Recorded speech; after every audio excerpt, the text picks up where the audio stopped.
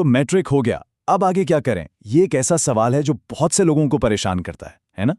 अगर कोई ऐसा करियर पाथ हो जो आपको प्रैक्टिकल स्किल्स भी दे और साथ में एक प्रॉपर तालीमी डिग्री भी।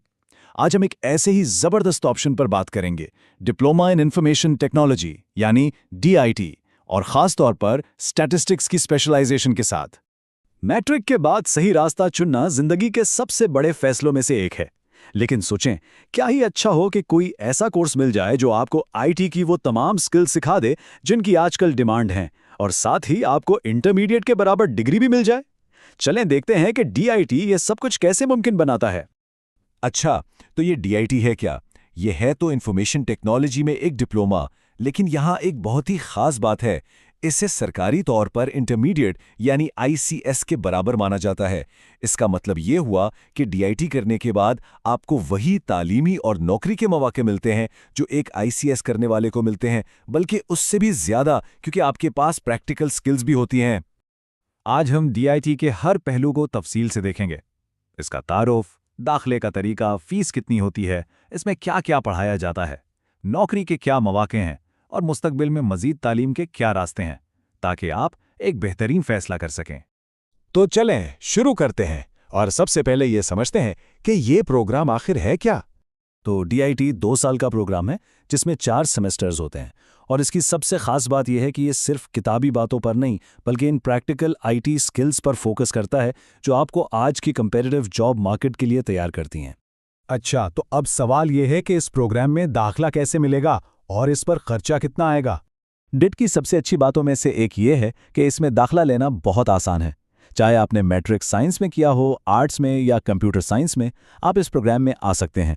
बस कम से कम 50% नंबर होने चाहिए और आप IT फील्ड में अपना करियर शुरू करने के लिए तैयार हैं। जब बात फीस की आती है तो सरकारी और प्राइवेट इदारों में काफ़ी फ़र्क है। सरकारी कॉलेजों में मेरिट थोड़ा ज़्यादा होता है लेकिन फ़ीस बहुत ही कम, जबकि प्राइवेट कॉलेजों में दाखिला आसानी से मिल सकता है लेकिन फ़ीस काफ़ी ज़्यादा होती है।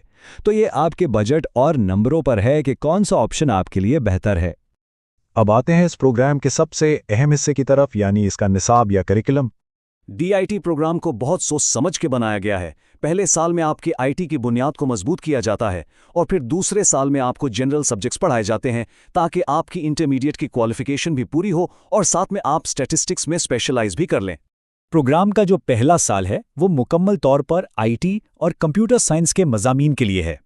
इसका मकसद ये है कि आपको वो सारी प्रैक्टिकल स्किल्स सिखाई जाएं जिनकी इंडस्ट्री में आजकल बहुत ज़्यादा ज़रूरत है। ज़रा सोचें, पहले ही साल में आपको वो तमाम प्रैक्टिकल स्किल्स सिखा दी जाएंगी जिनकी मार्केट में आजकल बहुत डिमांड है। एक साल के अंदर आप वेबसाइट्स बनाना, ग्राफिक्स डिज़ाइन करना और डेटाबेस मैनेज करना सीख जाएंगे। ये वो स्किल्स हैं जिनके लिए कंपनियां आजकल भारी तनख्वाहें देती हैं।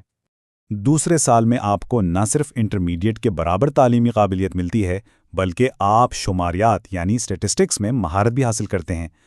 ये जोड़ बहुत ही ज़बरदस्त है क्योंकि आज की दुनिया में डेटा को एनालाइज करने की सलाहियत IT की फील्ड में एक बहुत बड़ा एडवांटेज है।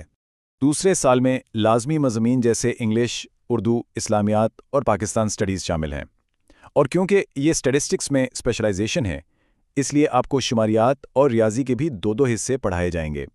तो 4 सेमेस्टर, हर सेमेस्टर 500 नंबर का।